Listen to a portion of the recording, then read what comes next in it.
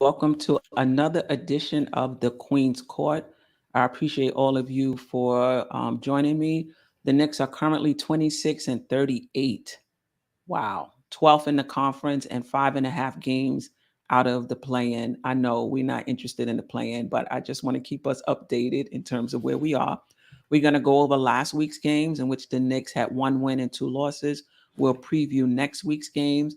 Also want to talk about Randle and his emotionality and whether there's even a slight chance that he'll be able to hone that, um, and so that it's less of a detriment to us and the team. I want to talk about Mitch, who had a pretty good week this year. The storyline on Mitch is that he only plays well against subpar centers. He doesn't play well against elite centers. We'll talk about that. He had a pretty good week.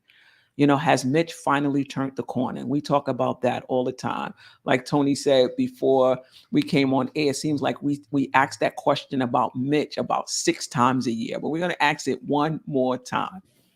If you haven't already, please like, subscribe, hit that notification button so you'll be notified anytime anything goes live on the Nothing But Knicks channel. That includes this show, The Controversy, Knicks and Bruises, the NBA Report with Still Knick fans, and of course, pregame, postgame, and the morning shoot around with Simeon Russell, the creator and owner of this channel, who hopefully will be with us later on today and we'll be able to take calls if that happens.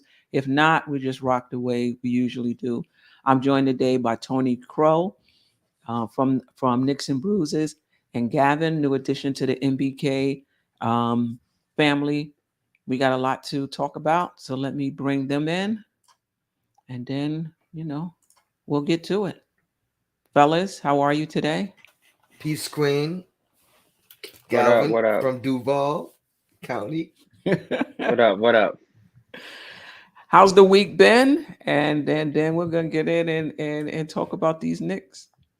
Hey, I already mentioned earlier, that Phoenix Suns loss is still a bruise, a bruise for me in my heart. But the win afterwards definitely has calmed down those feelings. It's always nice to get a win, but coming off 7 losses in a row, I think we could all say we needed this one. Definitely.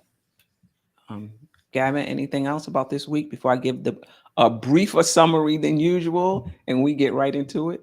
No, I mean, like Tone said, it's just good to just finally get a win. Honestly, I mean, it's just nice to see at the end of the day that we're up. I think there's a lot of things that we can learn from going forward, and there's some things that seeing this week that we can look forward to. Hopefully certain things that we can expect for next year. But hopefully, I don't know. I mean, hopefully this is the beginning of a good streak. Maybe we still make the play in. Maybe they surprise us. But after just seeing so A many lot of the losses, fans, that's blasphemy to a lot of fans talking about making making the listen, play. I'm a competitor. I'm playing to win no matter what. So, like I said, maybe they'll pull something out, but we'll see. Yeah, I mean, let's get into it. The Knicks were 1-2 this week, and as Tony pointed out, we very well could have been 2-1. We lost to Philadelphia 104 to 113. Let me just make this bigger for myself. Mitch with night. Is that right? I I was. think That's what I'm looking at too. 21 no. No, rebounds. I think that's nah. I think that's something that's not right. I'm like, we're gonna talk about him having a good week. That would have been a great week for Mitch against Embiid if he had 19 points, 21 reads. So that is an error. I think all of this is an error. I don't think. I did not make this track, ladies and Yeah, I gentlemen. don't think. So anyway, the Knicks lost to Philadelphia, and that was 123, Harden's. 108. Yeah, that was Harden's first home game in Philadelphia. The Knicks played pretty well. The Knicks had, they were down. Philly took a lead, okay, in the third. All right. So the Knicks actually was in this game, but listen, with a team like Philadelphia with championship aspirations, it's just a matter of time before they turn the corner, and that's what they did. Another thing I noticed in this game was the beginning of RJ handling the ball a little bit more and initiating the offense for the Knicks. So RJ had 26.6 rebounds and seven assists. So I think RJ's numbers are right. One of the things I noticed in this game with Philadelphia, and actually throughout this 3 game win streak, 3 game um, Stretch. stretch, was the energy of the Knicks was up. Now I don't know if that was because all 3 of the games was on national television and they didn't want to embarrass themselves in front of their peers, but the energy was definitely up. Then we went to Phoenix. The Knicks had a big lead in that game, and obviously we know the Knicks. So I'm sure if you're like me, I was not comfortable. I don't care how big the lead was. They kept chipping at it, chipping at it. Remember, they were without Chris Paul. They was without Devin Booker, and the Knicks, did all right, but they came chomping back. This is the game. Randall got ejected in the third. We'll talk about that, but we still had a double-figure lead in the fourth. Down the stretch, RJ with a missed free throw, Burke with a missed free throw, and just I don't know if it was a lack of awareness on our part or just more awareness on their part as the ball handler was bringing it up, and Cam Johnson just had the presence of mind to just stop and step behind the ball handler who just kind of flipped the ball back to him. Um, for the game winning shot. It was off the glass, but it worked. Randall in just 3 quarters of play, 25.7 rebounds, 4 assists. Barrett, 20 points, 5 rebounds, 5 assists. Robinson, 17 points, 15 rebounds, 4 steals, 3 blocks. 6 Knicks were in double figures that game. And then the Clippers, a win, 116-93. The Knicks had, I think, as much as a 26-point lead. The Clippers cut it to 12, but unlike the other games, the Knicks had timely shots so that they couldn't get any closer and push the lead back to 20, and that's what you need. Barrett, 24 points, 9 rebounds, 4 assists. IQ showed up for us, 21 points, 10 rebounds, 6 assists, 3 threes. Reddish, 17 points, 7 or 8 from the free throw line, was very aggressive actually when they cut the lead to 12. And we'll talk more about Cam as well. And yeah, this is because the Clippers are not 42-15. So I'm not sure what's going on with this slide, but it is what it is. And like I said, the Knicks 26-18, 12th in the Eastern Conference, 5.5 games out of the Eastern Conference. And so, I like to just have an open-ended question. So this way you guys can go wherever you want to go with it. Having watched these last 3 games, anything that stood out to you that you want to comment on, game wise or team wise or player wise? Gavin, I'll start with you and then we'll go to Tony.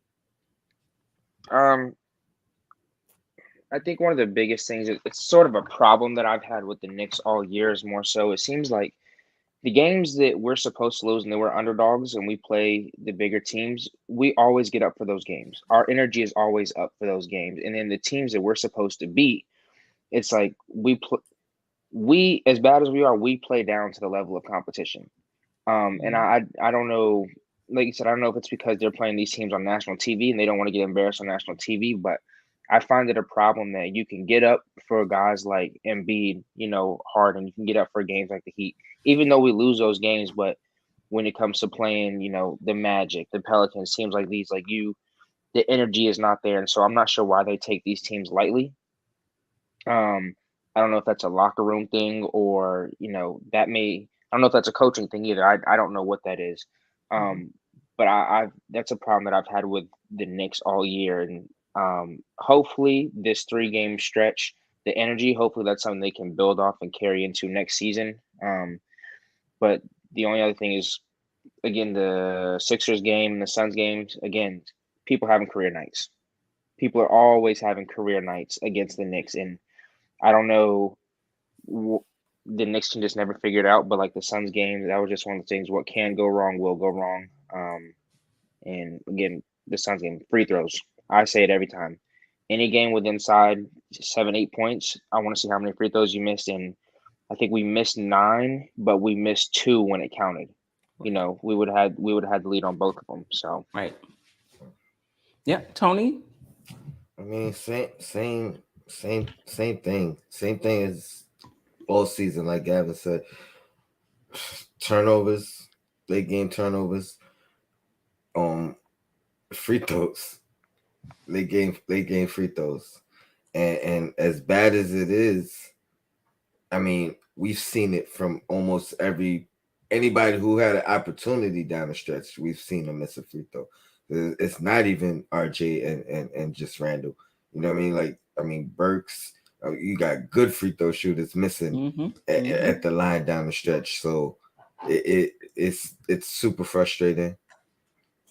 Um, the messed up thing is, I think we could even date back prior to this 20-3 stretch we were in, where I think as a team we've played better. So Mm-hmm. I don't know if that's a testament to how bad we were at some point, because it Mm-hmm. don't feel like how can you watch them and say they're playing better, but the as the season goes on, the losses feel worse. You know what I mean? Like it's a weird dynamic that I've I can't even really explain. But I mean, again, one win, it kind of dampened all the pain of this 20-3 stretch. I mean, 3-17 stretch we were in, which is like, I think we were a loss away from like some type of record, tying a record. No, they said it, like they said it last night. Like we was a loss away from. I don't know what the record was. I was trying not to listen, but you, you know, um, that's a bad stretch, a historically bad stretch, whether it's for us or just the NBA. Question that And a I have. question I was about Go to say ahead. the exact same words. I don't know if it was the exact same question, but go ahead, Gavin. I was gonna say, um, I feel like although fans want the team to tank, which if you're a professional athlete, professional coach, it's not going to happen unless the front office forces the coach to take out pieces, trade pieces away. I feel like the energy that they're having is because, like RJ said a few games ago, the games they're losing, like they're not playing bad. You don't go up 20 by playing bad. You don't go up 20, 15, 17, 20 in multiple games playing bad basketball. We just don't know how to close games and how to Right. hold that lead. So I feel like this energy is still coming from a standpoint of the losses that they've had, they're seeing what they can be, and they're seeing like, damn, we're right there. It's just, Mm-hmm. one or two, key mistakes. But the concern that I have is if we were officially there was no chance to make the plan, will this energy be the same? And that's what I don't know. And that's something that I wanted to see going down these last however many games we have is so once we if we make it, cool. But what happens if we don't make it? Does this energy still stay up? And that's something that I question with this team. Mm. Yeah, for sure. The other question I have is, and it kind of piggybacks off of what you said. You're right. I mean, I agree. The fact that we've been able to get out to these big leads makes me think, do we need wholesale changes? Is this a talent issue, or is this, like you said, a closing issue that has to do with game maturity and knowing what to do down the stretch, or chemistry issue? Because RJ and Randall, we were in close games last year a lot, and we Mm-hmm. pulled it out. I'm sure Fournier has been in close games throughout his career and pulled it out. What is it about this team that we cannot close a game other than this Clipper game? I tell you exactly what it is. I mean, if you're just looking at a difference perspective from last year and this year, it's Derrick Rose injury. As much as people hate to, Yeah. I got some unusual hate when I mentioned this yesterday, I believe, because of his age, because of his injury history, and etc. And I'm not defending anything of that nature. Like, we know who he is, we know the injuries, same things concerns with Kemba, but at the same time, we also seen the difference when he's on the floor, and I'm just pointing that out. Like, I'm not, I'm not making a case that he's the savior or any of that, but I truly believe things would have been different had he not gotten hurt. We still would have had to manage his minutes. We still would have had to, you know what I mean, maybe not start him, but like we needed him in closing moments this year, and we sorely missed his absence. So in my brain, that's the biggest. Yeah, I don't know if I could. I don't know if I would argue with that. You know, he was big for us in the second half, and not only that, Burks was in his right position last year. You know, playing that second unit, coming up with some big shots for us. Down the stretch. So the fact that we don't have our usual closing, unit, if you will, I mean, I guess that that could account for it as well. Um, let's talk a little bit about some of the rookies, some of the young players who did get an opportunity to play. Let's talk about Cam. We'll talk a little bit about McBride, who actually saw his minutes increased this week. Um, thoughts on Cam, and his increased minutes, and particularly his performance in the Clipper game. Um, I don't want to say that. I just I told Sim a few episodes ago that Cam is the type of person that you have to play him, and he needs to get up shots.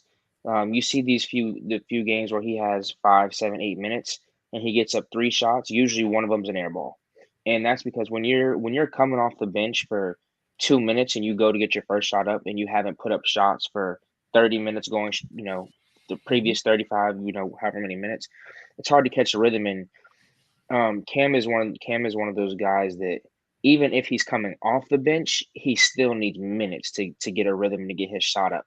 Um, he's gonna have up and down games because he's gonna look for his shot, but I don't mind because I don't think that he takes terrible shots. Um, he takes some questionable shots from the perimeter, but mainly his game, the slashing and going inside, I can live with the misses at the rim, or Mhm. inside the 3 point line. Um, Deuce, minus the defensive Well, pressure let's that he stick let's brought. stick with let's stick with Cam Okay, first, okay, and we'll then say and with then Cam. we'll Okay. come back. Tony, thoughts on Cam this week? I think I think Gavin made a great point about his minutes, and it's hard for anybody, I believe, to just come in, play some spot minutes, and Mhm. and be expected to perform at a peak level. Um, it's not impossible to do. I think that's one of the things I actually like about Tibbs, because when you start putting that kind of mindset into young players, if they can actually reach that kind of level where it doesn't really matter if they're playing 3 minutes, 5 minutes, 12 minutes, they're gonna give a peak performance. Because basically, what it boils down to is focus for you to be able to do that. Um, so I agree with you in that aspect. Um, but I think last night I actually saw a different focus in Cam, especially in his shot. Mhm. Somebody on ESPN, because I was watching both networks, but somebody on ESPN had pointed out, I believe it was ESPN, that pointed out that his shot even looks different tonight, in the fact that he's setting his feet. They actually said maybe Johnny Bryant has worked with him in the like recently into getting him to not kind of kick his feet, square his feet up, and that's one of the main differences I noticed last night in his shot. Um, because prior to that, I was making a joke that, like you said, he misses some hard, like he might miss the rim in some shots that we've seen recently Mhm. in those short minute stints. So I don't know if it's just I think it's more of a focus thing. If you focus, I think you could play good in 2, 4, 5 minute stretches, but it is a very hard thing to do. So that's one thing I do want to credit Tibbs in trying to teach that in all the young guys. You know what I mean? Just wait your opportunity, and then when you have it, perform, because that's how you get into his good graces. And I think Cam is trending in that direction of making Tibbs make a tough decision when all pieces are here. I'll say. And it's going to be tough decisions, right? He's playing a lot or more because Obi, Obi is out sick. I mean, what I liked about Cam And was, Grimes is out. and Grimes is out, right? Is not just the points he scored, but when he scored them. When they cut that lead down to 12, he had some big shots for us.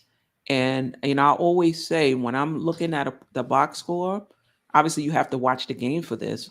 We get enamored with how many points a person scored, and we need them, especially on this team. We need every point we can get. But where they score their points and when they score their points is important as well. You know, when you have a big lead and a team is cutting into it, that's when we need points. We need those timely baskets to prevent the comeback. If we're down and we're trying to get back into a game, that's when we need those baskets to prevent a comeback. Excuse me, to make a comeback. And one of the things that's happened with the Knicks when we're losing these big leads is we're not getting shots, making shots during that time. And when you think about the best players in this league, that's their time when they're trying to make a comeback or cut back, or cut into a lead or preserve a lead. They know they got to do something to get to the foul line. Let's try to stop this momentum. I need to make a shot right here, and the Knicks just don't have that consistently. And I thought Cam provided that for us last night. I also like that not just the three, even more so than watching him in Atlanta. It seemed like he's going to the basket more, right? That He's dunk very, attempt. yeah, and he's wiry as well. You know how he took the ball all the way around the defender, and laid it up. So He's great at finishing at the not great. He's very good at finishing at above finishing the at the rim. rim. Yeah. Yeah. So I like what I see for him. What I will say for all young players is it takes time. They're gonna be up and down. That's just what happens with first, second, and third year players, and that's totally fine. What about McBride? McBride got more minutes, and even on Twitter, he got more minutes. Now is he didn't get the minutes at the point guard. He got the minutes off the ball, but that's the fan base. It doesn't matter, It's gonna always be. It should be something else. But anyway, he got in. Your thoughts, Tony, and then Gavin, I'll come to you What? on the minutes McBride played and just how he's looked. Well, I'll be honest. I was one of the people, like, I wasn't complaining about it, but it definitely stood out to me that Deuce got his minutes and didn't have ball handling responsibility, and that's one of the things I was looking for because of the whole, we need a point guard. Some guys arguing we got one, we just not playing them. So I want to see what he can do. I want to see if he can play a similar role to the role he plays in the G League here. Now, granted, that's gonna be tough because we have guys above him, so he's gonna have to fit in where he get in where he fits in. So Right. it's gonna be based off of defense, which I think at this point has been, I'm not gonna say phenomenal or anything like that, but at least it's been good. You know what I mean? Like, it hasn't been a issue or a problem for the most part. He get caught with some fouls here and there, but he's learning how to play against real NBA players. Um, and to your point, like you mentioned earlier, nothing stood out to me as far as his impact on the floor. He had 3 points. He had one assist, I believe. Everything else was zeros across the board. But that plus 22 in the box score definitely stood out. I'm not an analytic guy, but if it's there, I'm gonna look at it, and that's a good number. So something he's doing is of value, and at the very least, he's not being a liability, whether it's on the offensive end or on the defensive end. You know what I mean? So kudos to him, and I hope to see more. And I'm gonna watch that plus minus number just to see if that continues, even if his stat line is low or empty. Gavin, and then Um, we'll move on to the next segment. my thing with McBride is, like you said, besides the ball pressure that he provides, nothing really stood out. My thing with McBride is him in the G League going off in the G League does not translate to the NBA because there's the talent drop off is very drastic. Not specifically from this game because he didn't have the ball in his hands a lot, but the previous games and the sparing minutes that he's played, when he does have the ball in his hands, at least at the NBA level, he's not that great at breaking down his defender and getting by his defender. Even the plays where he calls for the screen, he runs a pick and roll. He's not great at attacking his man off the pick and roll. So my only thing with McBride is what the fans want. Let's say we put him as a starting point guard next year. He's going to provide us defense. I don't see him providing us a whole lot of offense. So if he's going to be in there, we're going to have to surround him with another scorer. So we're going to have to make up on that offensive side somehow. And so that's the only thing that I have about it. But I mean, I like his defense. I think that he brings a set of sets a standard when he's on the floor. Go ahead, Tom. The only difference is, even like I said, he hasn't been a liability, whether it's offensively or defensively. You know what I mean? He may not break a guy down, but he's not turning the ball over. You know what I mean? Yeah, He's not taking a bad shot. It's like, so I think those are encouraging things for me, even though I want to see more. And when his role in the league will probably never be what it is in the G League, but I think he has to keep the mindset of being aggressive, and I think that's just something that he's gonna have. I don't think he's not capable of it. I think he's just trying to stay on the floor, not make mistakes. You know what I mean? Like, not squander his opportunity.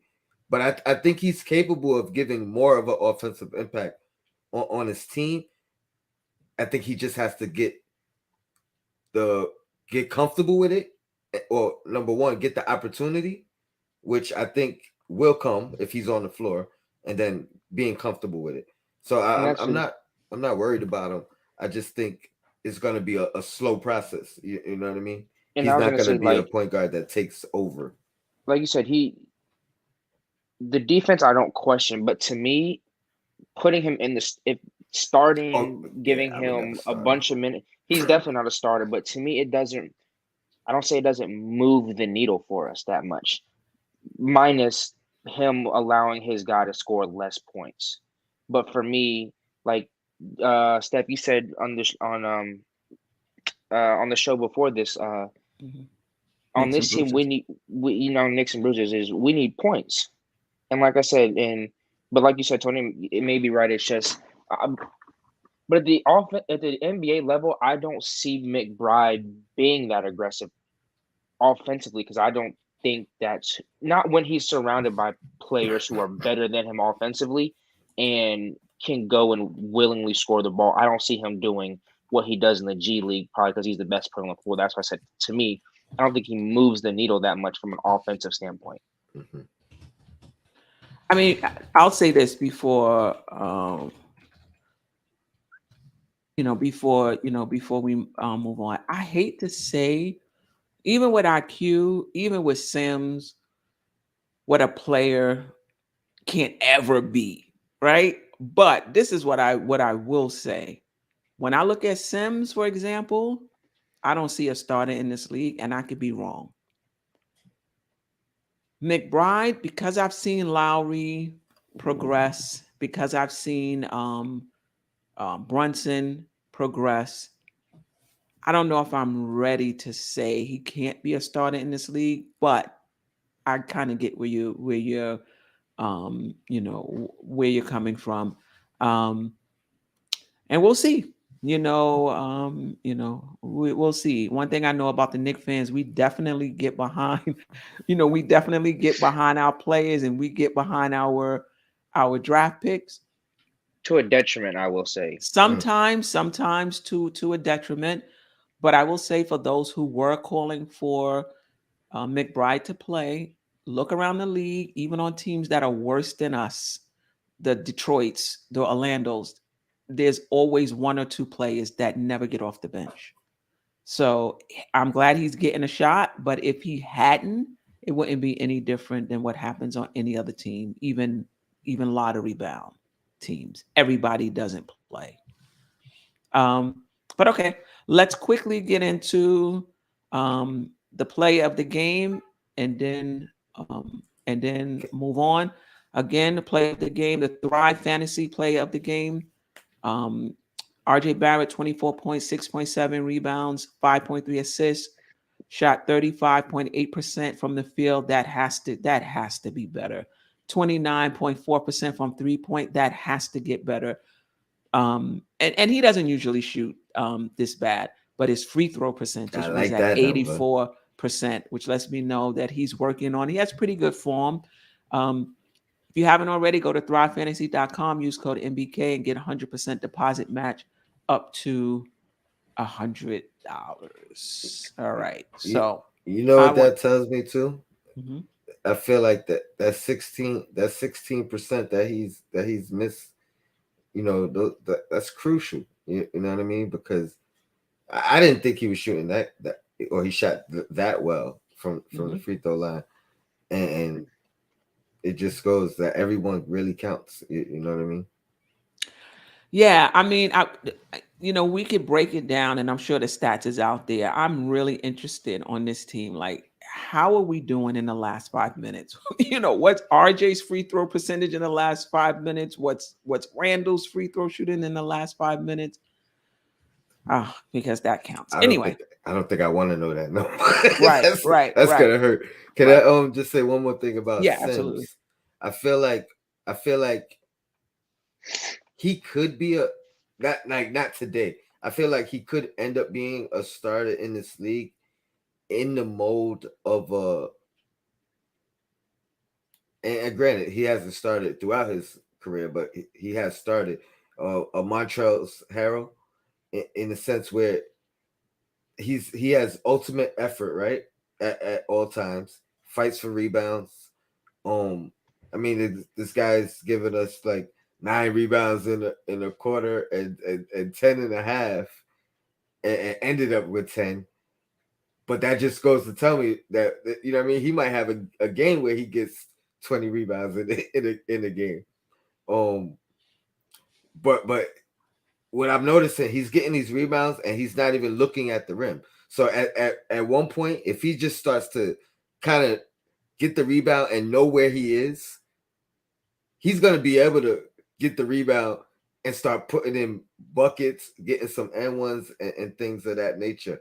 On a sour note, even his free throws, you know what I mean, between him and Mitch, like we're gonna have to figure that out. It's really a team thing with the free throws. Like, Yeah, I mean, and we're going to talk about this more when we talk about. Well, actually, let's just segue on to Mitch, and then we'll talk about Randall and his emotionality. We'll save that, but let's talk about Mitch. Let me pull this up now. For the season, 8.5 points, 8.8 rebounds, 1.6 blocks, 0.7 steals, 77% from the field, only less than 50% from the free throw line. This week, a little better, 13 points, 11 rebounds, 2 blocks, 1.7 steals, shot 86.4% from the field, only 10%. I had to double check this myself. Only 10% from the free throw line, 1 for 10. And he went up against some big guys, Embiid, 10.7 rebounds, 1 block. Aiton, he played 37 minutes. He got a lot of minutes in Phoenix, 17 points, 15 rebounds, 3 blocks, 4 steals. And Zubac, the Clippers, played 26 minutes, 12 points, 11 rebounds, two blocks, 1 steal. And the reason why Me and Tony was talking about this. Tony doesn't seem to think it's a problem. I don't. I'm not going to say it's a problem, but it's a concern of mine. I love the fact that Mitch is a great, and I mean great offensive rebound. He had 11 rebounds against the Clippers, 8 of them were offensive. He had 15 rebounds against Phoenix, 9 of them were offensive. Um, but for a center, I like that, but I just want to see more defensive, rebounding as well, to close out a possession, basically. So I guess the question I have, for the panel in the chat, you can weigh in on this, and we've asked this question I don't know how many times. He went up against, I wouldn't say elite centers other than Embiid, but pretty tall centers. One, well, let me ask this first. Do you, before we talk about him turning the corner, do you buy into this narrative that he only plays well against subpar centers? And I'm going to answer it first. I don't buy into that narrative. I just think Mitch is inconsistent, period. No matter what, whether they're elite or not. But do you buy into that narrative, Gavin, and then Tony? I wouldn't necessarily say I buy into it. I think, like you said, it's more a consistency thing. But I think you can't ignore the fact that against elite centers, he tends to not perform well. He underperforms. Um, and I think in most of these games, when he is playing against elite centers who are offensively savvy and have a high IQ, who have high offensive IQ, gets in foul trouble very quickly. Um, so I don't think I think it's more so just his not being able to find the consistency, but I think it is alarming that against the elite centers, he tends to underperform. But now, is that a, I'm not gonna. Well, not is that a bad thing, but isn't that to be expected? Like, given where he is, I mean, this is his fourth year, and Embiid is a challenge for everybody, Mm-hmm. and it's not a lot of elite centers as it is. But is it not to be expected for him to struggle against those centers because he's just not at that level yet? So I will say yes because also the fact that Oh, we lost him. We lost him. It's- I, I can't hear him. You hear him? I can't hear him. I Uh, can't. Oh, I think he's. I think yeah, he he's is. froze. Are you all right, back? yeah. Okay. I was gonna say I the reason that sometimes give Mitch the benefit of the doubt is because he's been hurt so much. Mhm. So being hurt um doesn't allow you to be on the floor. So there's certain things that you just can and can't do when you're hurt. You're not able to practice and work on your game. So I also attribute that to yes, he's been in the league for 4 years, but it's been an inconsistent availability for those 4 years. And um, if you're not available, you can't develop. So I think that's part of why his consistency hasn't been there. Mhm. But I think that if he stays healthy, I think that eventually he will flatten out, and you'll know what you're going to get from him night in and night out. Okay. Tony, do you buy into that narrative before we start talking about if he's turned the corner that he doesn't play well against good centers? I do not buy into it, especially as of late and as of like going forward. I think a lot of people forget, even coming into the league, it was literally, pretty much out of high school without playing any, professional or organized basketball in between high school and his rookie year. Um, the coaches he's played under over the years, I think we overlook his growth. I remember distinctly, you know, you and I both talking about, him not being able to stay on the floor, not because of health, but because of foul trouble. And a lot of us don't know that that big change.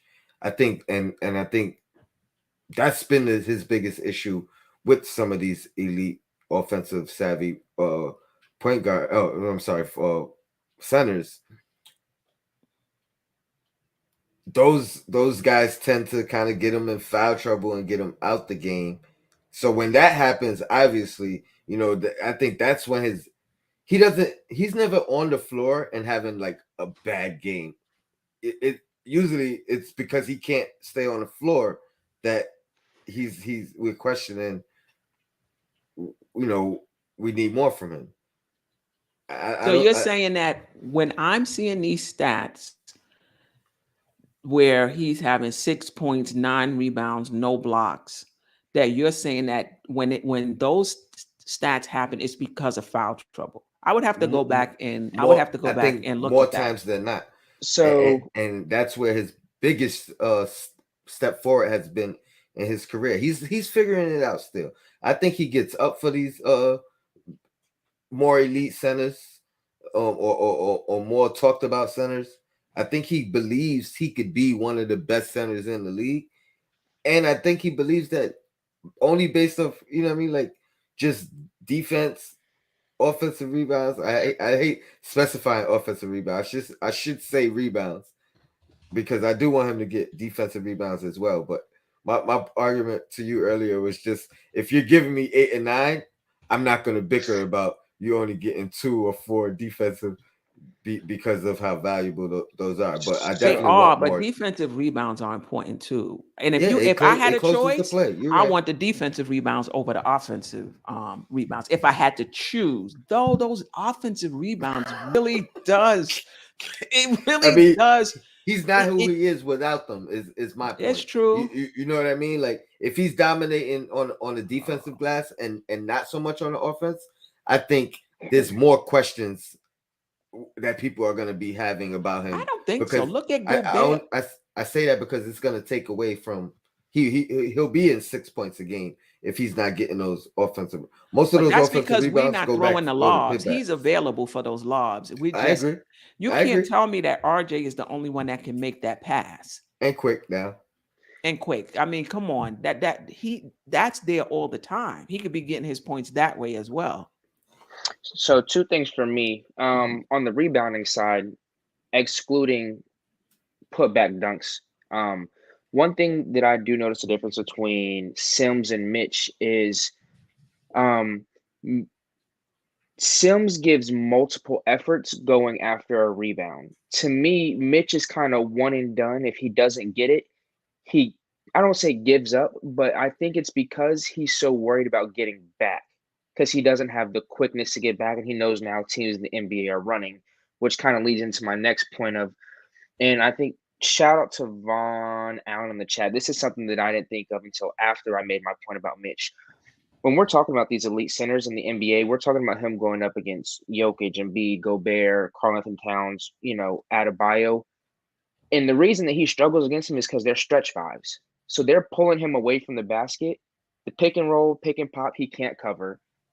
He's not a great perimeter defender. So that is a testament to why he struggles. But now that is a problem because the NBA is going so stretch five heavy. So to have a center that can't guard on the perimeter, that's not good at handling switches. Now, granted, most big men are not that great at handling switches, but it is a problem that these elite centers are stretch fives, and you have somebody who going against a stretch five is a liability. I would argue that that's one of his strengths, and that he's getting better at that. Whether you're talking about guarding a stretch five on the perimeter, he's getting. I think he's getting better at. He had the game that he got killed right by dude on the Pacers that we always talk about getting Miles Turner, Turner. and then very next game played them again and kind of change the narrative.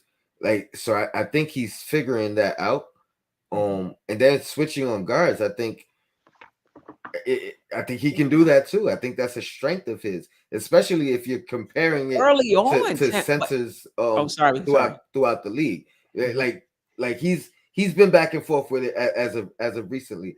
But even with his back and forthness, I think he's better at it than most centers throughout the league. You know what I mean? What I'm more worried about is when he switches on the pick and roll, the team's recovery and helping with the big that he left. I'm more concerned with that than Mitch's defense on the council.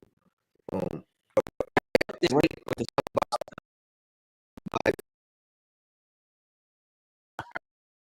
the salute to Simeon Rush But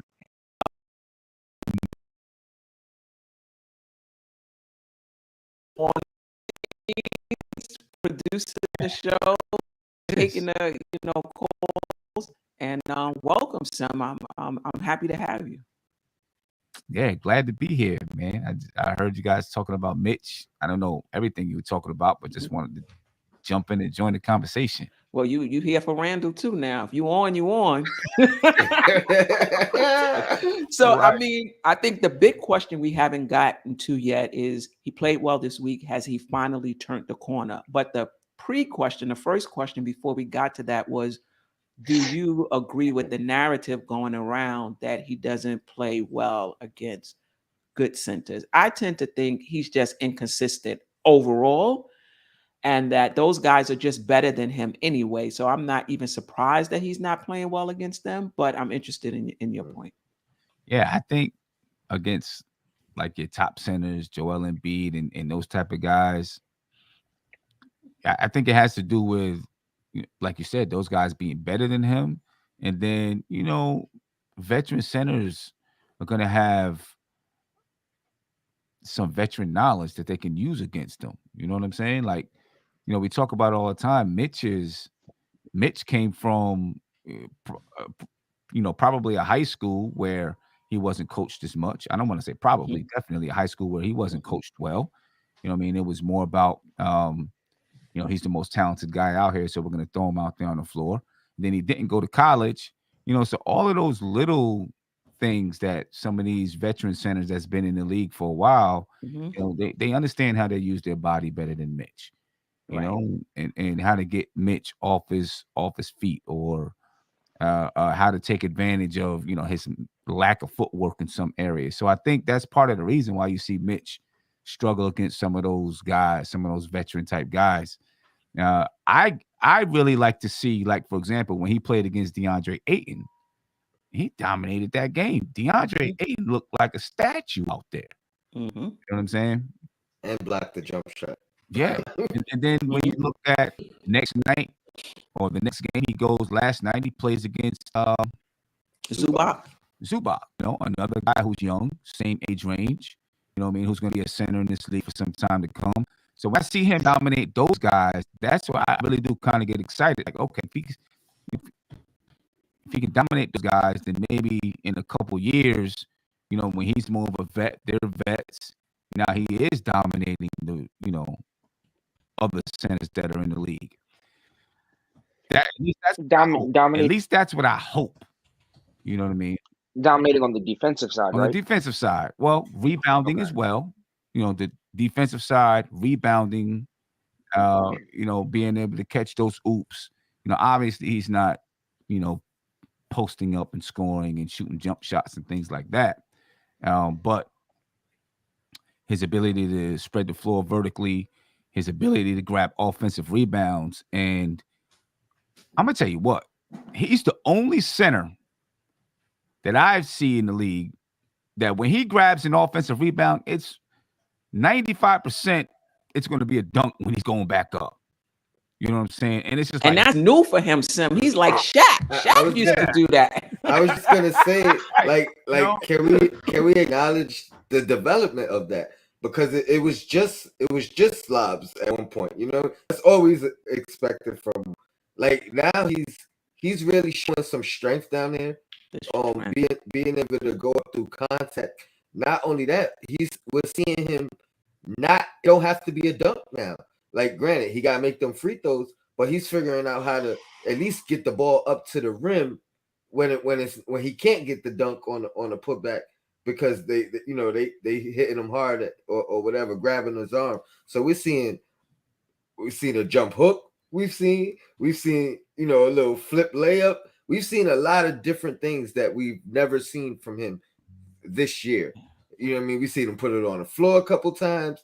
We've seen him do a move while putting it on the floor. Like, it's super encouraging to me because I was the guy saying if he just defends and he just rebounds and just is a lob threat, but is at least at those three things, I think he could be a serviceable starting point guard. If he's showing us little flashes of the other things, I'm high on Mitch. Pay that man. So, Yeah, I want to pay him too. I just want it to be reasonable and fair. You know what I right, mean? and What he's healthy. worth. You know what I mean? right. I'm not overpaying Mitch. I'm just not. Yeah, I'm just not. His injury history, um, his maturity. He's mature now. Will he remain that way, as people say, when he secures that bag? Is he going to It still stay? You know, does you does know, anyone know agree. what the rumored uh max that we could pay him isn't it like because whatever I saw is reasonable to me. Whether it was 12 million per 4 years, It was 1248. I 48, heard. that that's super like to me that's not an overpay. Oh Even no, it's not. and if that is the max we can offer him, and in my brain it's not an overpay, it's a no-brainer. Like to me, So if what I'm they're low balling him on that number, to me, shame on the Knicks. yeah. But they're So taking into account his injury history. But go ahead, son. right, what I'm reading right now is an extension can be as long as 4 years, 54 million. 54. 54. Yeah. So maybe the 48 is what they offering. So I don't know what if he does not receive an extension, and I don't know when the time limit is for that. June 30th. June 30th. June 30th. Okay. So if he doesn't receive an extension by June 30th, then he'll go in free agency. And I don't know. I guess at that point, he can receive the max for the number of years that he's been in the league. Right? From okay. Right. So whatever that number is, he's eligible to receive it. It doesn't mean that he will, but I think he's eligible to receive the max at that point. Okay. Punch Nice is saying he already declined. You think Mitch gets more on the open market than what we can offer him? I mean, right now it looks like the Knicks can offer him about 13 million with an extension, 13 million a year, somewhere around there. Depending, I don't know how they would break it up. It could be 10 million next year, 12 million, and next year, 15 million, 18 million. It could be like that. Does he get more in the open market? How many teams have Good room? question. Right. Right. That's because you would think that they offered him something. I mean, the Knicks are very tight-lipped, this new front office. So you would think that they offered him something. Because I mean, he's betting on himself. See, if I'm another team, here's the biggest thing that I'm looking at first is injury history, and his injury history has been terrible. And like I said, it's a concern for me that the elite centers, and even as the league is progressing, the fact that he is below average in guarding stretch fives, and something that's a detriment that I think Tibbs' defense kind of sets him up for failure is just the fact that it's always man to man. His teams can always switch onto him, or they can always run a pick roll. And like I said, he can't hedge because he can't get back, so he always ends up sagging off. But then now that leaves room for the ball handler. So, like I said, I don't think that somebody's going to give him that much just for paint presence. In the lobs, like I said, when you can't do anything else offensively, and then outside of the paint, you're somewhat of a defensive liability, and you have a history of getting injured. Right. I mean, so basically, he's a traditional center at a time when offensive mind centers, stretch centers are all the rage. So can a traditional center command that type of money?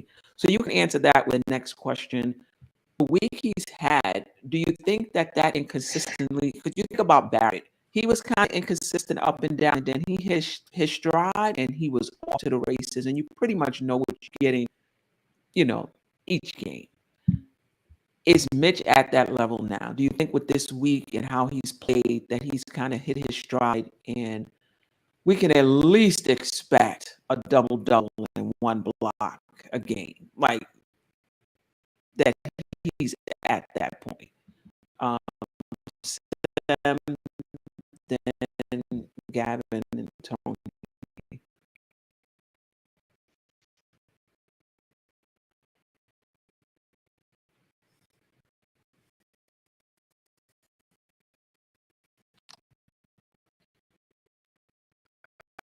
Uh, That's a good question.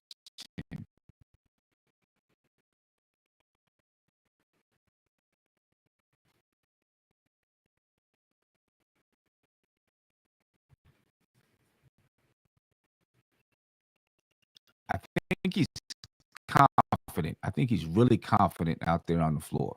Mm-hmm. You know what I mean? And I think part of the issue is this. If initially well, he may not get as many offensive rounds as because he doesn't just going to impact the action. You know what I mean? Right. Now, but I think on most that just because you can't rely on him. But I do think that I feel like before he hit this stride, he was 8-8, close to a double-double. I do Yeah. feel like right Yeah. now you can Yeah. pretty much get a double-double from Mitch every night. Yeah. Okay. All right. I see some 6 and 9s in there, but I hear you. That's close. That's close to it. Tony, Gavin. Wait, no, Tony, Gavin. All right, Tony, we already know. I think from the rebound standpoint, I think that you can expect 10 boards a night from Yeah. Mitch. The offensive reduction is the thing for me. If he's not getting putbacks or he's not getting lobs, which besides Quickly and Rose, our guards or our primary ball handlers are not great at looking for the lob, he's not giving me much on the offensive side. Something that you guys said about Sims is when Sims is getting the rebounds, he's not even looking at the rim. One thing that I've noticed for Mitch, unless it's something where it comes down right at the rim, if he catches the rebound 3 to 5 feet away from the basket, he's not even looking at the basket either. He's just straight turning and kicking it out. So, like I said, we're getting defensive production, but on a team that needs points, like I said, when you don't have people who are looking for him on the lob, he's not giving me much. And that's my only hesitancy with paying somebody is you're not giving me anything on the offensive side minus putbacks. So like I said, when there's nights that there's no opportunities for putbacks, what are you doing for me? Okay. All right. Can I just say this? I'd rather pay Mitch now, lock him up, even if it's a slight overpay, based off his. We need it. We need a defensive center regardless, whether it's he's here and we still got to get another center that brings a different dynamic to the game. At this point, we can't rely on Noel, and we got to bank on if we're not moving him, he's gone after next year. We locked Mitch up now. That's 3-4 years of a legit defensive center on our roster. That's something because we let him go, we got to replace him with somebody. And even if we say, all right, we have Noel, we're still banking on the same type of injury history, if not worse, because I think he played 20 something games this year. Mitch played more than that last year, right? And even if we're relying on Noel, he's not long term.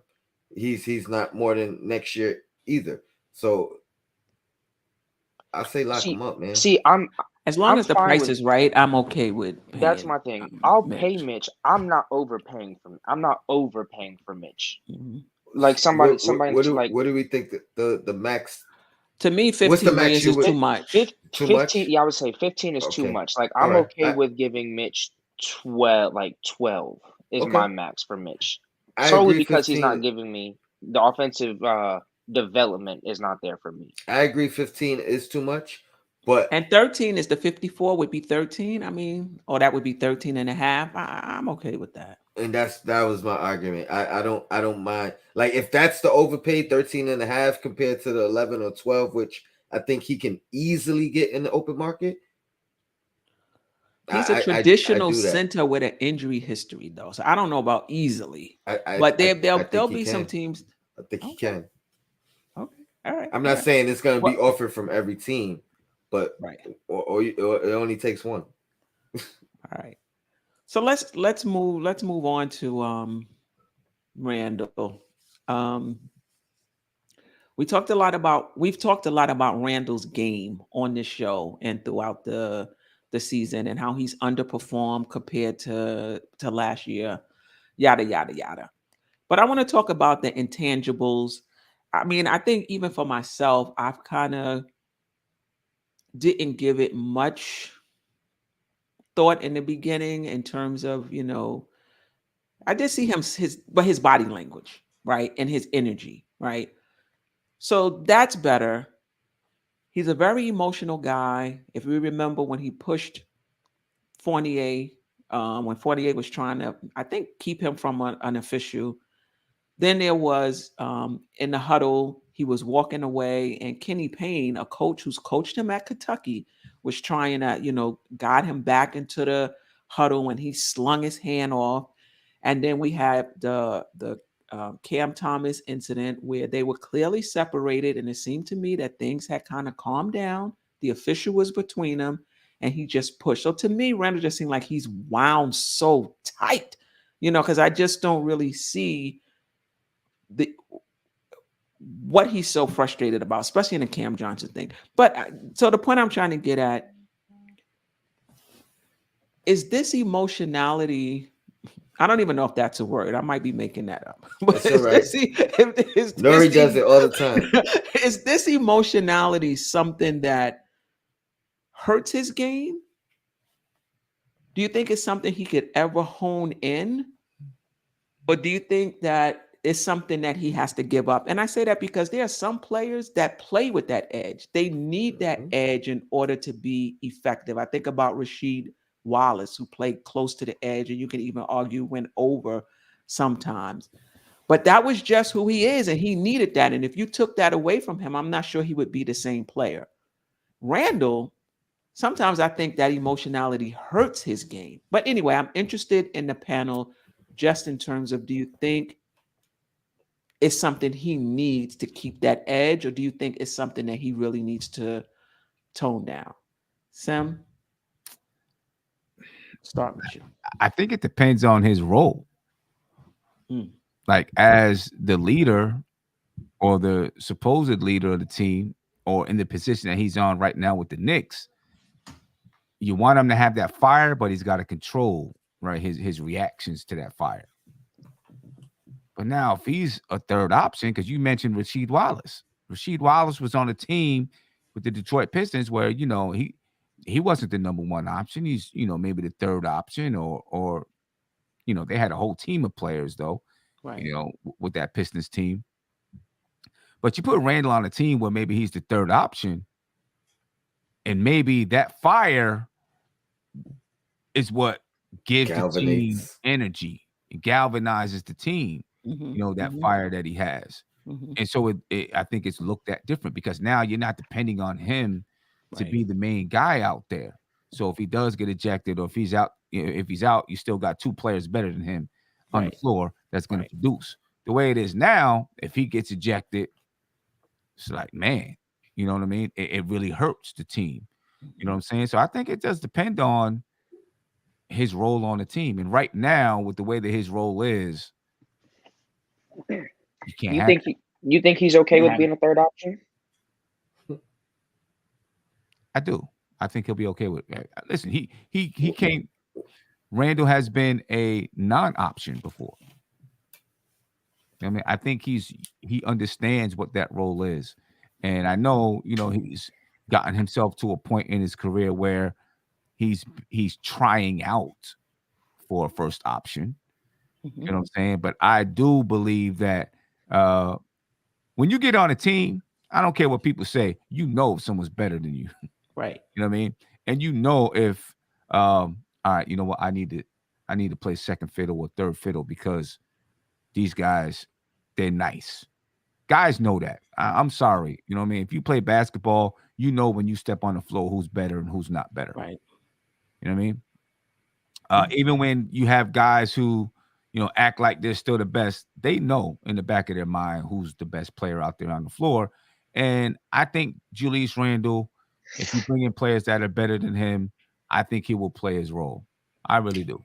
But right now, we're looking at him through this lens Right. and on this team. So we all say, oh no, he wants to be the number one guy and he wants to be this and he, he'll never step aside. We don't know that. We don't know what he's saying in the locker room for real. We only know what this team has asked him to do. That's true. Right. You That's know, true.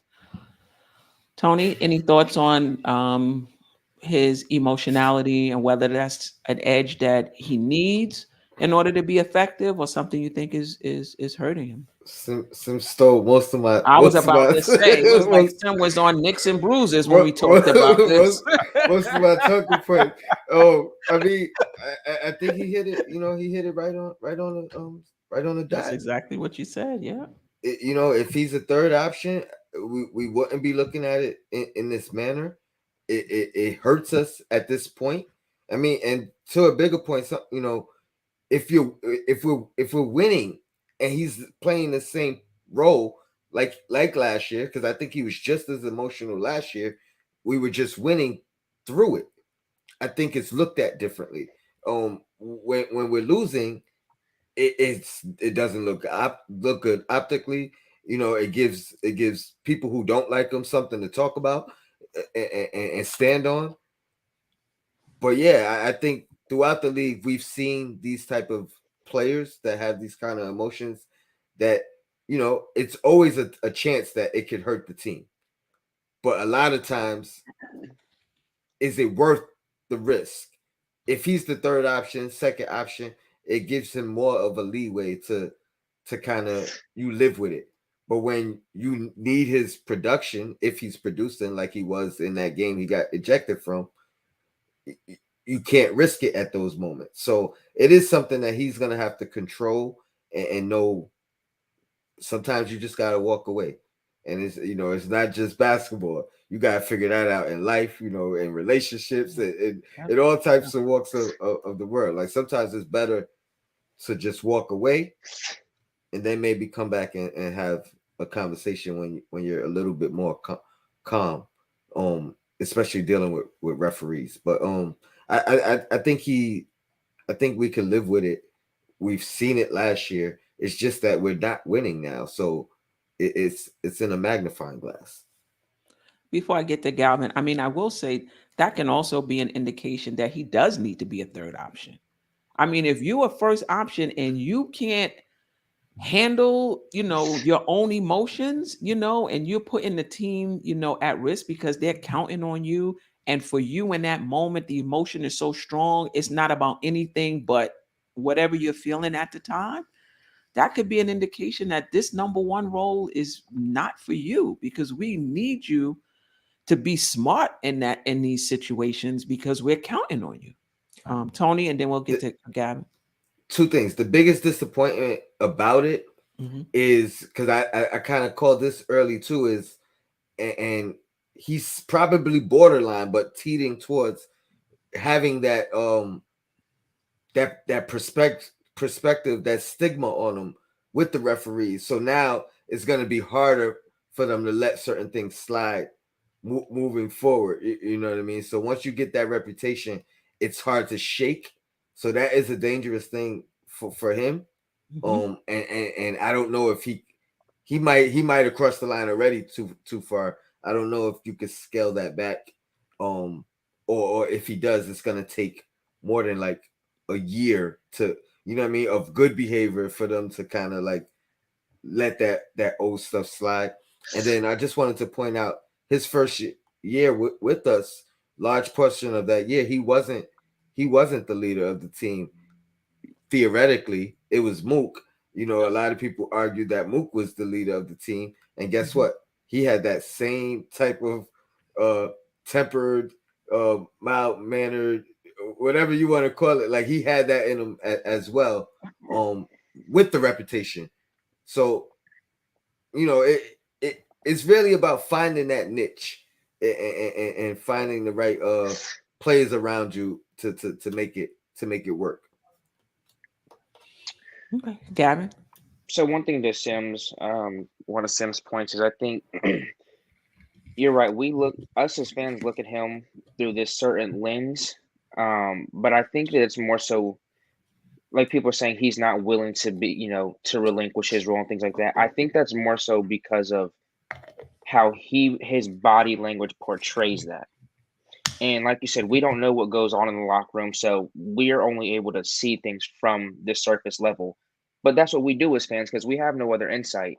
But it's still a body language is still a big thing because people talk about the optics. And so the thing for Randall is at times is to me sometimes when I think of Randall relinquishing, I almost feel like it's not out of a willingness to things. It looks like sometimes for me, his relinquishing is when it's just not there and he's just mentally defeated. Because to me, he just doesn't strike me as that person. Well, I've seen it. He'll go, he'll miss 4, 5, 6, 7 straight shots, and then he'll just stop shooting. Now, mind you, that is part of because of the fact that we've given him as fans, where we're like, "Oh, stop shooting if it's not on." Um, so I think that it's a problem as somebody who is now about to go on his 8th year that you don't really know how to manage at least your body language so that people can't question it. Um, He's human, it bro. he Like is, but I think the thing is too is people are looking at you to be the leader. So if people are looking at you to be the leader, in my opinion, you can't come out and be looking like you don't care, looking like you're lethargic. Um, I think it's unfair because even throughout the league, the leaders, like that's been a question. Maybe not Giannis, and maybe not.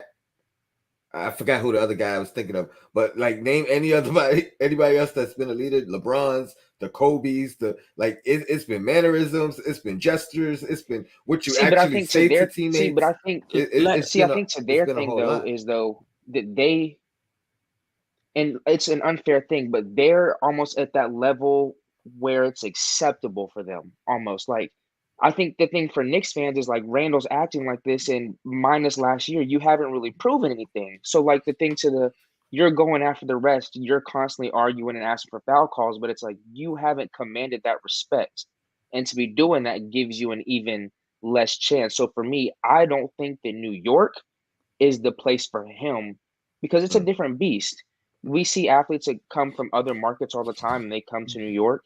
And to go from being a king one year to now we're saying trade this bum next year is it's hard for players to take it. And then when you have somebody like Randall who he's never dealt with that because he's never been on that pedestal, I don't think that emotionally I don't think that New York is a good fit for well, him emotionally and right, mentally as a gotcha. basketball player.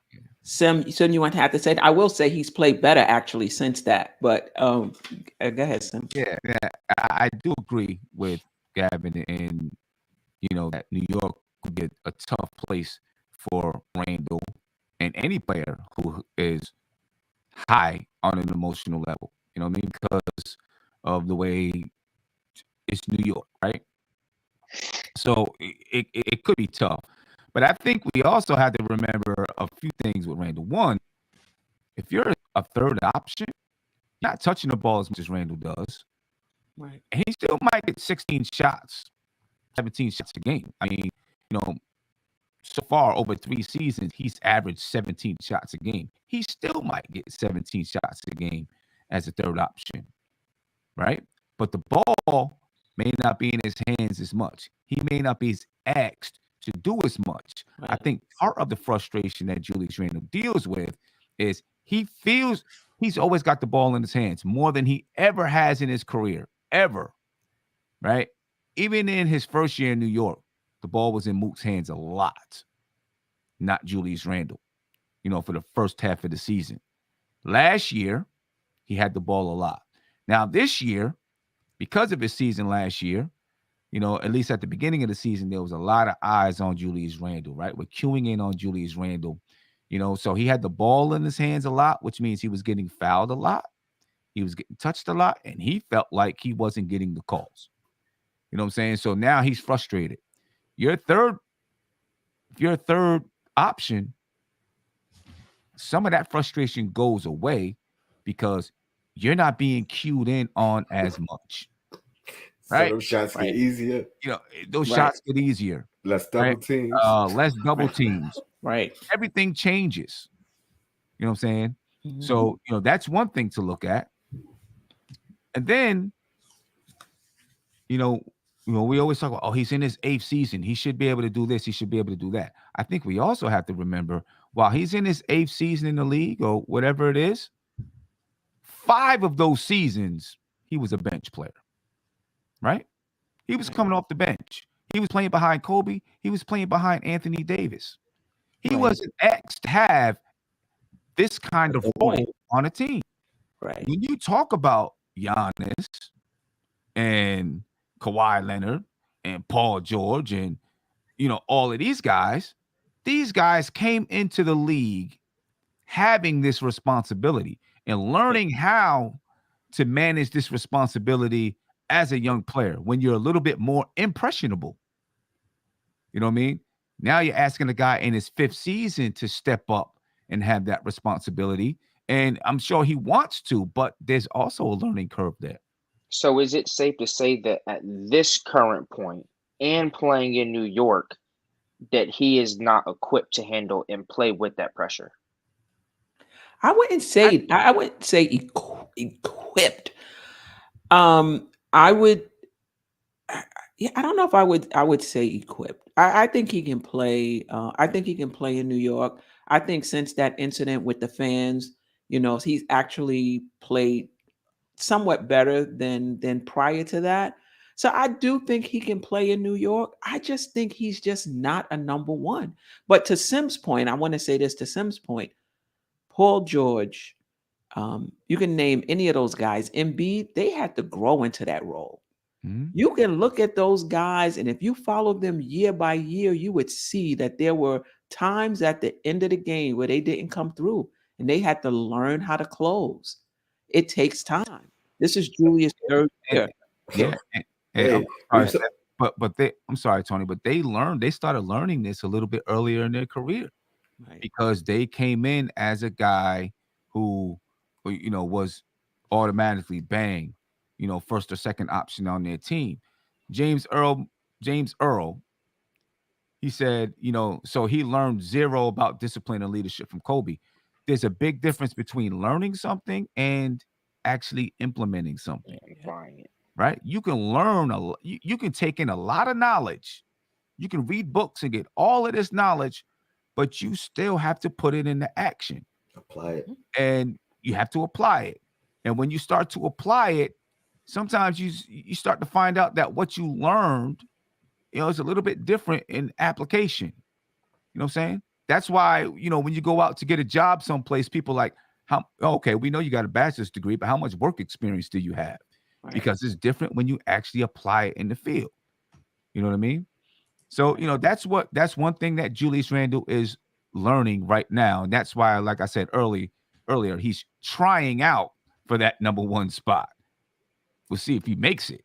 You know what I mean? I don't know if he will. Maybe he does. Maybe he learns a lot from this season and comes back better emotionally and mentally next season. Who knows? But you Eh, agree that do you think in order for him to reach his peak, he has to hone that in? Maybe not even get rid of it, but hone it. I do. If he's going to be a number one guy, number two guy, I Mhm. think he does have to hone that in and learn how to use that energy elsewhere constructively on the court. And Oh, just to feed off of something Sim said. Uh, One, I think Kawhi, he might have had to grow into that role coming into like such an elite situation with the Spurs. But kudos to him, he still had to figure that out and had a learning curve in which where he could learn it while not necessarily being it. You know what I mean? while winning championship. Paul George, great example. Another guy, I think he naturally progressed into that role, but even when he reached that point and they made that decision, like, I think we're gonna make him the number one option. He still had the learning curve, whether it's in Indiana, you know what I mean, whether it's in OKC where he joined forces. The jokes about pandemic P or playoff P, and like think about like Yeah. the things Yeah. he had to endure and go Right. through, even Yeah. through success, and then have to say, you know what, whether it's maybe I'm not a number one, but deciding, let me team up with Kawhi because that gives me a better shot, whether I'm number one or number two or A1, A2 or whatever the case may be. But Right. these guys had to figure out that I can't do it by myself. I need a guy just as good or a little better or just under Mhm. me. You know what I mean? Like, he's enduring a lot of this on his own. And kudos to RJ, who is actually stepping up, and whether he exceeds Randall or not, we need not just the two of them, but it's a team game. We need So everybody. We We need need two, even if it's RJ and it's not Randall. We still yes. need somebody. so You and know. that's what I was gonna say. See, so barring that Randall's probably gonna be here still even next year. This New York is going to put this same pressure on him at least for another year because we don't have the option to bring in somebody else who can take that off of him. So then now Talk the about it. question becomes, do you want to see him here long term? And the thing is now, if he has the same pressure going into next year, right, and his role is going to be the same, and he doesn't perform, what do you do for the year after that? Do you still keep him around, hoping that okay, now we have cap space and we can get a a star player or a solid number one and number two after seeing 2 years of whether we call it an efficiency drop off, the antics and the tantrums? I think that's the question because next year he's going to play in the same role, and whether it's fair to him or not, he has no choice but to play in the same role. Yeah, but I think the other question is, how does he respond to playing in the same role? Does he learn from this season and come back as a better player mentally and emotionally? You Right. know what I mean? I think that's the question right there with Julius Randle. Does he learn from this season? And if he comes back and maybe if he comes back and he's a better player, and I'm not saying he's putting up all NBA stats, but he comes back, he's playing, you know, maybe even just a It little looks bit better. more efficient. He looks better. He's learned how to deal with the pressure of playing in New York a little bit better. Then you can say, okay, he learned something, and maybe, no, maybe we go forward, and you still might not go forward. Who knows? Next year, I think you're going to see. We talked about this a lot. You're going to see the same squad come back for the most Right. part. Maybe some changes because of the Right. way that salaries are structured right now. They're structured so that 2023 the Knicks have cap space, and I do think that's when you're going to see a decision really made about Julius Randle and some of the other guys on the squad. One more thing, Cedric Thomas, he said, leaders are born, not made, right? That's up for debate, okay? But let's say you're correct. Let's say you're right. The leaders are born, not made. Even if someone is born a leader, You there gotta are reach that still point. skills that they need to learn to help that leadership ability come to fruition, right? Michael Jordan was born with crazy talent, but if he kept playing baseball and never started playing basketball, he wouldn't be a great basketball player. Somewhere along the line, he had to hone his skills. You think what I'm saying? So you may look at Randall and say, there may be people out there that look at him and say, you know what? Randall has some leadership qualities. He just doesn't know how to use them. There may be people who look out there and say that. You know what I'm saying? So, when you're talking about being a leader, what kind of leader are you talking about? A person who leads by example? Are you talking about a person who speaks his or her mind and is a vocal leader? What kind of leader are you talking about? Right. You know what I'm saying? Because there's a lot of different types of leaders. So even if someone is born a leader, those skills still have to be honed. and I think a good leader has to know when he can be led. Yep, A exactly. leader, Right. a leader is not going to lead at all times. That's right. Somebody has to lead a leader at times, That's and right. a real leader, will recognize Yeah. when Sometimes that leaders, time is. a lot of Right. times leaders lead from the back, and I'm going to pass it to Steph after I said this. Right. But Right. you know, I've worked at a lot of camps, summer camps, where I was the leader. But you know what? I didn't walk in the front. I walked in the back. I led from behind so that if one of the kids that I was working with got out of line, I could say, hey, get back in line. Let's see it. You know what I'm saying? Sometimes the leaders lead from the back and you let somebody else be in the front and lead you in whatever direction you're going. Right. Can I speak on what Gavin asked? I Just, think that was just give me 1 second. I wanted to comment on something Sim said. If Randall comes back having learned from this season and he's more efficient and his emotions is under control, I want to keep him because you can't find 2010 guys, especially if he's more efficient. So if we bring in somebody else and he's getting less shots, but he's more efficient, he could pretty much be averaging, the same numbers he's averaging now on better efficiency. If he's honing his emotions, we got another piece. So that's why I think next season is going to be critical. Who do we really have? Which Randall do we really have? And I know I'm late to the party. There's some Knicks fans who say we already know who we have. I want to see next year and see, because I do agree it is a learning curve. I want to see who he is next season. But go ahead, Tony. Again, that's exactly what I was gonna say. I think you made a great question, Gavin, in saying after next year and not putting it on now or next year, because Right. if we learn anything from Randall, like he could take a turmoil season, a season where fans are on his butt and not fans of his, and he could turn that around. We've seen it already. Not many players in this league would have had the season he had his first year, or I shouldn't even say the season he had, but have the fans on him the way they did that first year, and being able to come back and produce better and kind of prove them wrong. The funny thing is he did the thumbs down, shut the F up to the fans, but he did that the year before also. He just didn't do it with a thumbs down. He did it with his performance. I'm encouraged. I'm encouraged that he could do that again. And I'm leave it at that with the Randall talk.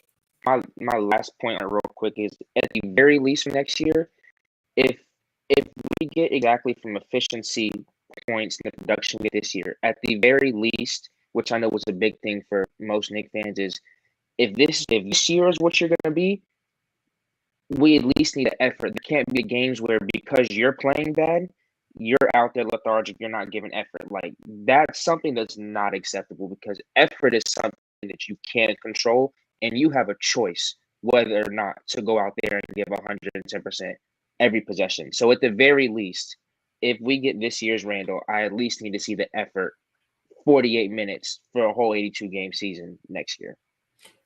And to some of the chat's credit, if he's not giving that effort, Tibbs, sit him.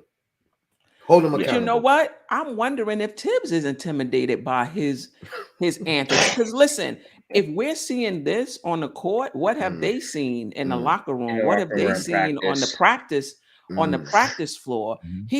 They may see him as a loose cannon. You make a great point, now I think that's a especially problem, dealing with though. Cat in the past. Right. And you Great see point. what he's doing to Kenny Payne, who has a great relationship to him. He's blowing him off. So I'm sure he's probably coming across to them like, yo, I'm not sure. And maybe that has something to do with Tibb not really wanting to, pull him in, hold him, super accountable. Maybe. That's a great point. Yeah. But I think based off of his play this year, I don't think I think it's easier for Tibbs moving forward to kind of hold them accountable, you know, more so, especially with the emergence of RJ. You know what I mean? If you get one guy playing better, you know what I mean, it kind of makes it a little bit easier to go in and sit somebody else when they not. So Yeah. All right. So let's move on to the last segment, which is we're going to talk about next week's games. Let me see if I could pull. I think that's it. Yeah, we got 4 games this week starting tonight. Mhm. Oh my 10:30, goodness. 15 minutes. about 18 minutes. Oh wow. That definitely slipped my mind. All Yeah. right. Um yeah, this the so real quick, we're playing prerequisite. Sacramento. So we had a pregame today? Yeah, Oh wow. triple hitter for Okay. me and me and Sim. Wow. All right, all right. So Sacramento 24-42, 13th in the Western Conference. They lost one. They're 4-6 over their last 10. We beat them earlier in the season. They're 22nd in offensive rating and 28th in defensive rating. This is an opportunity, in my opinion, for the Knicks to get another win. Then Dallas, Memphis, I'll keep Brooklyn separate. They're 5th and 3rd, respectively, in their conferences. We beat Dallas early in the season. We lost to Memphis earlier in the season. Memphis is top 10, both offense and defense. Dallas is at least in the top half offensively, and they're 6th defensively. So I think that's going to be a challenge for the Knicks. And then Brooklyn, all the way down to 9th in the Eastern Conference. They lost 4, 3-7 over their last 10. They're still 14th. I think a lot of that, though, may have been, earlier in the season, but they're still 14th in offensive rating and 23rd in defensive rating. Mm. The Knicks can go 2-2, maybe even 3-1. I know I'm getting ahead of myself, but We gotta go 4-1, right, three Sim? and one. No, But just briefly, predictions and thoughts on these upcoming games. Um, Oh the man. scary thing is we could go 0-4. And the scary thing is we can split. We can go 3-1. You just don't know what next team we're gonna get. At least for this game tonight, something like I said, told about them earlier. The next 3 games can be people that they're gonna get up for. Don't treat Sacramento as a 24-42 team. Like, come out with the same energy that you've been playing this stretch with, because trying to make the play in and everything, every win still, every game matters. So I think it's about consistency in what team we're gonna get. Realistically, I think we go 1-3. I think we beat Sacramento. In the next 3, I think that there'll be maybe close games, and then, like always, I think that we'll end up collapsing somewhere late in the game with key mistakes. We beat in Brooklyn. But anyway, go ahead, Sam, then Tony. I think we beat Sacramento tonight. I think we have a chance to beat Dallas. I don't like our matchup with Memphis, and I think we could beat Brooklyn. I do feel like the win last night, and I'm hoping, right, that the win last night really took that monkey off the Knicks' back. You know what I'm saying? And with taking that monkey off their back, they're able to play without the pressure of, I mean, they know they have to get a win, but, that pressure of, man, we haven't won in this many games. And now we got a double-digit lead, and Like a they fresh got it start. down to 12. You know what I mean? They can play without that. So I'm hoping that they can play a little bit more free tonight. And if they can get another win tonight over a team that they already beat, although it is a different team now, but if they can get another win tonight, then maybe they can, just get some things rolling. You know what I mean? Listen, if they win tonight, they only got to go 14-3 in the last 17 games, get to 500. Me and Tony did it last night. If they go 15-3, they get to 500. Right. Right? And we can make the play in without even getting to 500 too. It's possible. I feel like the plan, you're probably gonna have to go 500 to get to the plan. I think. Okay. Yeah. Just looking at Atlanta, all those teams are like one game below 500. That's true. That's true. I feel like you might have to get to 500, but hey, Just like what's it called just said last night. We said we got to go 5-1 3 times. Mhm.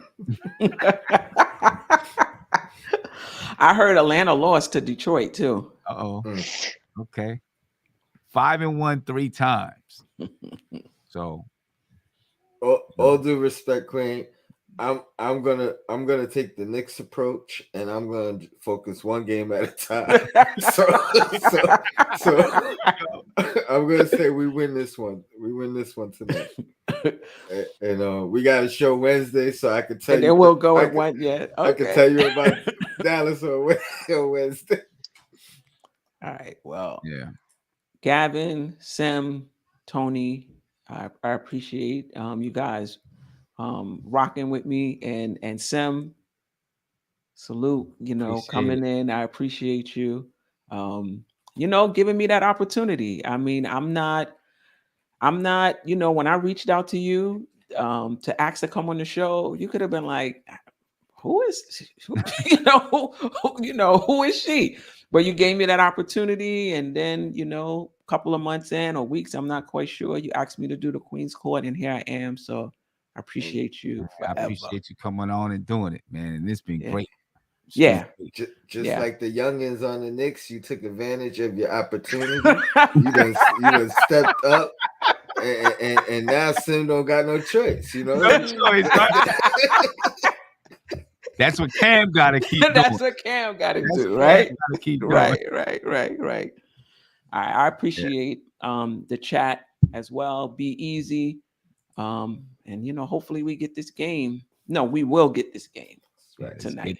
All Let's right. get it. And I Bill think, Black is time. Pay that man. Yeah, crossover Wednesday. We got pregame Wednesday, 3:30. Yeah. Somewhere around. Yeah, somewhere around there. Yeah, 3:30.